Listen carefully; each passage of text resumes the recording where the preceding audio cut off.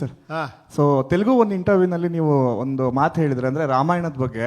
So ನೀವು ಮಾಡಿರೋ decode ರಾಮಾಯಣದ ಬಗ್ಗೆ ನಾವು ಯಾವತ್ತೂ ಯೋಚನೆ ಮಾಡಿಲ್ಲ. ಸೊ ನೀವು ಆ ಥರ ಒಂದು ಹೇಳಿದ್ರೆ ಅದು ತುಂಬ ವೈರಲ್ ಆಗಿದೆ ನಮ್ಮ ಫುಲ್ ಓವರ್ ಆಲ್ ಕಂಟ್ರಿನಲ್ಲಿ.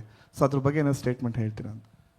ಅಲ್ಲಲ್ಲ, ಅದು ಈಗ ರಾಮಾಯಣ ಮಹಾಭಾರತ ಇವತ್ತಿಗೂ ಯಾಕೆ ನಮ್ಗೆ ಅದಷ್ಟು ಕಾಡುತ್ತೆ, ಇವತ್ತಿಗೂ ಅದು ರಿಲೆವೆಂಟು, ಇವತ್ತಿಗೂ ಎಷ್ಟೋ ಸಾವಿರ ವರ್ಷಗಳಿಂದ ಇವತ್ತಿಗೂ ಕೂಡ ಅದನ್ನಿಟ್ಕೊಂಡೆ ಎಷ್ಟೋ ಜನ ಪಿಕ್ಚರ್ ಮಾಡ್ತಿದ್ದಾರೆ.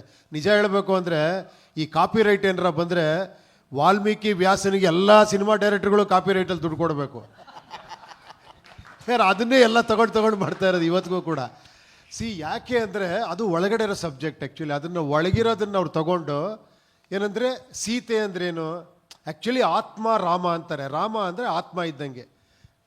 ಆ ಒಂದು ಇದಕ್ಕೆ ಆತ್ಮ ರಾಮ ಅಂತಾರೆ. ಆತ್ಮ ಕೃಷ್ಣ ಅಂತ ಹೇಳಲ್ಲ ನೋಡಿ, ಆತ್ಮ ರಾಮ ಅಂತಾರೆ. ಪ್ರಾಣ ವಾಯುಗೆ ಹನುಮಂತ ಅಂತಾರೆ.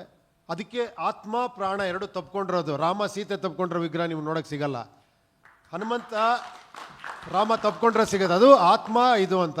ಸೀತೆ ಅನ್ನೋದು ಒಂದು ಮನಸ್ಸು, ಅರ್ಥವಾಯ್ತಾ? ಇದು ಜಿಂಕೆ, ಏನೋ ಗೋಲ್ಡನ್ ಡಿಯರ್ ಅಂತಾರಲ್ಲ, ಏನೋ ಬಂಗಾರದ ಜಿಂಕೆ, ಮಾಯಾ ಜಿಂಕೆ.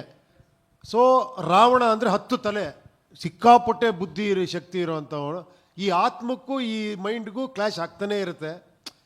ಸೊ ಅದೇ ರಾಮಾಯಣ. ಅದನ್ನು ಅವರು ಬೇರೆ ಬೇರೆ ಥರ ಮಾಡಿದ್ರಿಂದ ಇವತ್ತಿಗೂ ನಮ್ಗೆ ಅದು ಅಷ್ಟು ಟಚ್ ಆಗುತ್ತೆ ಅಂತ ಎಲ್ಲ ಒಂದು ಇಂಟರ್ವ್ಯೂಲಿ ಹೇಳಿದೆ ಅಷ್ಟೇ. ಬಟ್ ಸರ್, ನೀವೇನಾದ್ರು ರಾಮಾಯಣ ಮಾಡಿಬಿಟ್ರೆ ಮೋಸ್ಟ್ಲಿ ಅದು ಬೇರೆ ಥರನೇ ಮಾಡ್ತೀರಾ ಅಂತ ಅನಿಸುತ್ತೆ ಸರ್. ಯಾಕಂದರೆ ನಿಮ್ಮ ಒಂದು ಡಿಕೋಡು ಬೇರೆ ಥರನೇ ಇದೆ ಮೈಂಡ್ ಸೆಟ್ಟು.